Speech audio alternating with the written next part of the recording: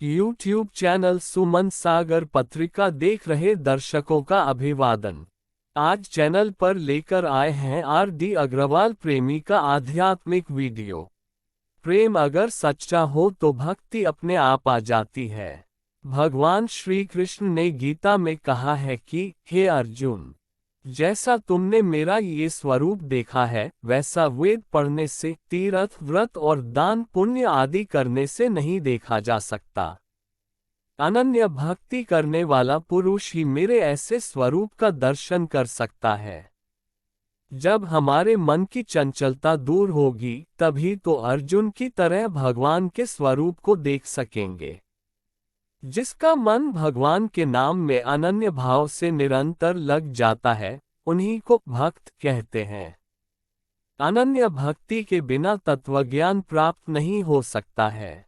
जो अर्जुन ने श्री कृष्ण का दिव्य दर्शन देखा, उससे देखने के लिए हमें भी मन, वचन, कर्म और भाव से परमात्मा के प्रति अर्पण होना पड़ेगा।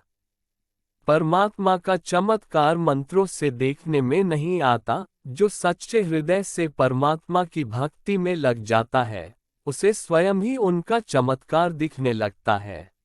बालक कन्हैया पर न्योछावर होते रसखान गोपियों की ओर से कहते हैं कि इस सृष्टि की हर मायावी वस्तु के प्रभाव से बचा जा सकता है, पर श्री कृष्ण की मुस्कान देखने के बाद स्वयं को संभालना संभव नहीं। श्री कृष्ण के लिए ये कहना कहीं से भी अतिशयोक्ति नहीं है।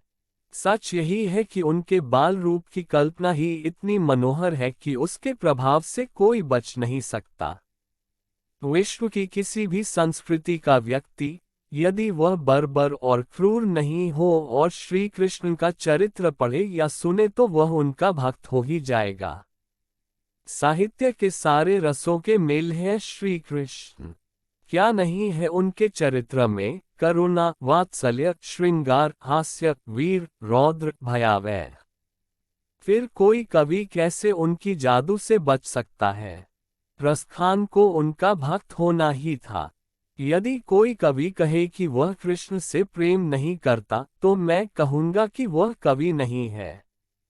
रसखान सनातनी नहीं थे, पर कृष्ण के लिए अपने भावों को जिस तरह उन्होंने प्रस्तुत किया है, वह अद्भुत है। कृष्ण की सबसे सुंदर बात यही है कि वे बस अपना मान लेने भर से मिल जाते हैं।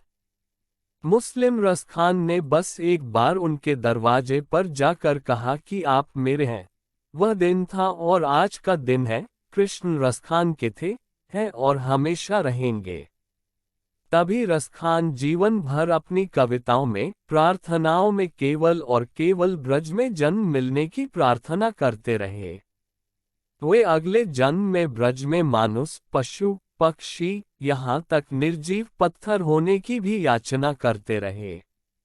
और कुछ नहीं चाहिए, बस ब्रज में जीवन चाहिए। प्रेम यदि सच्चा हो तो वह प्रेमी की भक्ति करना सिखा देता है, और भक्ति यदि सच्ची हो तो भक्त अपने आराध्य से प्रेम करने लगता है। मीरा कृष्ण से प्रेम करती थी, सो उनका प्रेम भक्ति बन गया, और रसखान कृष्ण की भक्ति करते थे, सो उनकी भक्ति प्रेम बन गई। मनुष्य यदि सच्चे प्रेम में हो तो वह प्रेमी से जुड़े हर स्थान, हर वस्तु से प्रेम करता है। रसखान रस की खान थे और कृष्ण हर रस के स्थायी भाव। कृष्ण की कल्पना कीजिए या रसखान की कल्पना को पढ़िए, हृदय बस कृष्णमय हो जाता है। मनुष्य के पास अपार धन संपत्ति हो सकती है, मनुष्य सुख सुविधा के लिए अनेकों साधन जुटा सकता है, गाड़ी बंगला एवं वैभवशाली जीवन शैली की व्यवस्था कर सकता है, किंतु मनुष्य फिर भी दुखी रहता है। क्योंकि असली सुख, असली आनंद संसार के किसी भी साधन में नहीं होता है, वह तो मनुष्य के हृदय में है।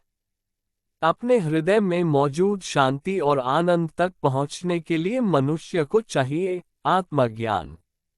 आत्मज्ञान क्या है? हमारी चेतना अज्ञानता के घोर अंधकार में सो रही है। उसे जागृत करने के लिए एक विधि का प्रयोग किया जाता है जिसे आत्मज्ञान कहते हैं, जिससे मनुष्य की चेतना अज्ञानता के घोर अंधकार से जागृत होती है, तो मनुष्य को शांति और आनंद की प्यास का एहसास होता है और इसको प्राप्त करने के लिए आत्मज्ञान की आवश्यकता है। अभी आपने देखा R.D. अग्रवाल प्रेमी का आध्यात्मिक वीडियो। प्रेम अगर सच्चा हो तो भक्ति अपने आप आ जाती है। यदि आपको यह वीडियो प्रेरक और ज्ञानवर्धक लगा तो इसे अपने परिचितों को भी भेजें और अगर आपने अभी तक चैनल सब्सक्राइब नहीं किया है तो कृपया चैनल सब्सक्राइब कर हमारी टीम का मनोबल बढ़ाएं। धन्यवाद।